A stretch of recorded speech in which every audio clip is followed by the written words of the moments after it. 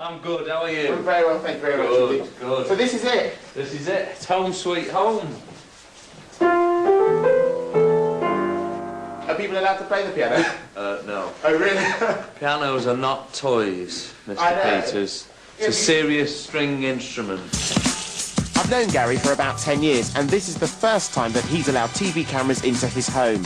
He's agreed to talk to me openly and honestly about Robbie, drugs, and marriage. Look at these. My life's such a failure. How many are there? If only I'd have just learned the Pythagoras theorem. Exactly. And Don't you wish you knew what pi was? That's right. Look at these. If only. There's a corker, look. Oh, God. That's a beauty. No, this is the funniest picture. Okay. This one here. Looks like your pet, doesn't it, that? Good Lord. Douglas. Why do you call him Doug?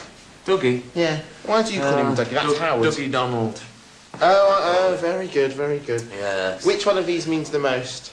All the same, really. All I do each night is pray, relight the fire.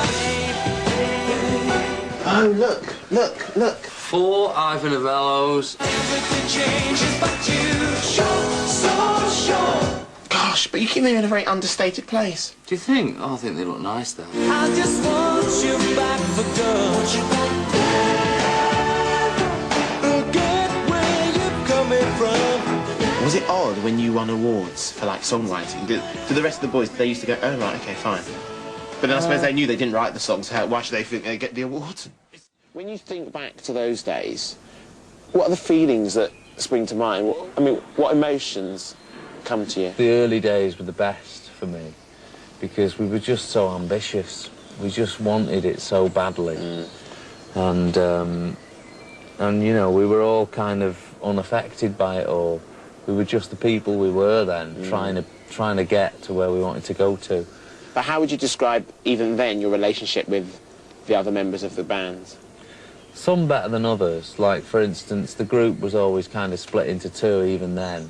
Right. Mark and Robbie were the younger ones, and they went off and did their own thing, or they sat at the back of the van or whatever. Yeah. Although we all got on, the closeness of those two, you know, and me, Howard and Jason, we kind of always hung around together. But Howard and Jason, again, had worked together before. Yeah, but I mean, Howard was the one I always got on with the best. Being the one that would write the songs, that would write the music, the lyrics, surely there must have been times when you'd see or listen to whoever singing a song you'd written. Did you not ever think, God, I could sing this so much better than you? Because I wrote songs specifically for Mark, I never thought I could sing that. Right. His voice didn't go from low to high, he had kind of this mid-range voice. And I thought, I've got to write it in this sort of area on the keyboard. And that's why it's, babe, I'm here again. Yeah. Where have you been? It's all round 3 or 4 notes. Yeah. And it's perfect for him. And then I wrote Everything Changes for Robin. He's got a bigger voice. He's got a much more of a singer's voice, really. And then Howard was desperate to do something. He felt a bit left out. But you gave him the song very near the end. Yes. So did you like dangle it like a carrot, say, if you're a good boy, I'll write you a song, but only towards the end? It took me a while to make that record, though, for him. Probably because I was closer to him. I wanted to write something really special. Forget where you're coming from. Pretend that it's all real. 18 months out of the public eye, and then you make the most sensational revelation to come back with an interview with The Sun, you know, where the headline reads that you've been on drugs, you've done this, you've done that. Why? It certainly wasn't planned that way. I didn't go into that interview thinking, right, I'm going to get a front page here. And I've always been portrayed as this real clean living, nice guy. You know, admittedly, the drugs thing was I felt was about to catch me up. I felt that there'll be a book one day and it will be all about that.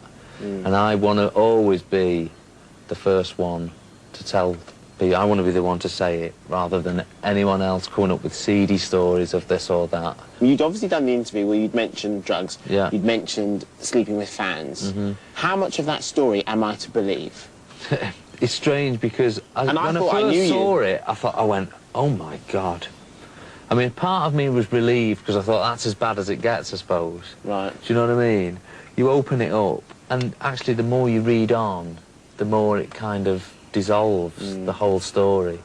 Because I certainly didn't mention about, you know, feeling like that for a week. Because some people would say, again, the cynics would say, oh, it was all publicity. That's the first thing I thought. I thought, oh dear. There wasn't the headline I was most displeased in. It just looked as if I was just out there to try and make people go, oh yeah, man, he's really bad. And it's quite crazy because in a funny way, I've had people coming up going, hey man, cool, giving me the old nudge and wink. Yeah. And I'm like, right, lovely, right, okay. You've not denied it, so I assume it was true. Mm-hmm. A lot of people have accused you of double standards because previously you'd, you know, said, you know, Robbie shouldn't have done it, etc., etc., etc. I think we're talking about a different degree here. Okay. You're talking now about people who have been in rehabilitation. Okay. You taking drugs, was that wrong? No. Only, I mean, it's my, like I said before, it's a choice. It's your own decision. You know, it's an experience. Would you do it again?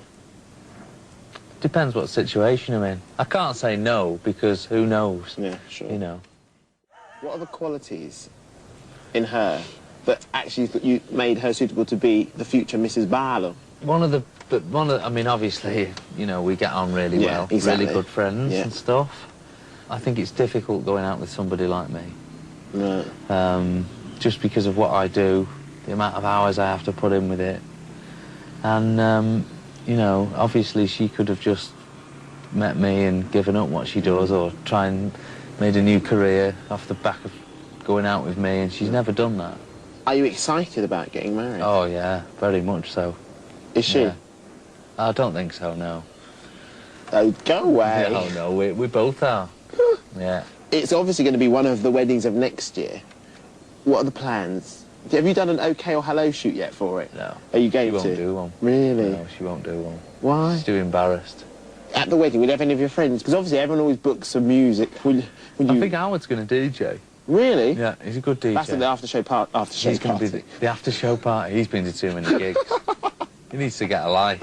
No, so Howard might DJ. Who's the best man going to be? Howard's the best man. So that's I've done. asked him. It's all done deal. Yeah, he's given me an all-in price. Right. for the disco and being best man. Yeah. So after marriage follows children. Yeah. Would you like to have children? Oh yeah, straight away. Really? That's if we can. No, yeah, obviously. That's one of my big worries, that we can't have children. What, because of you?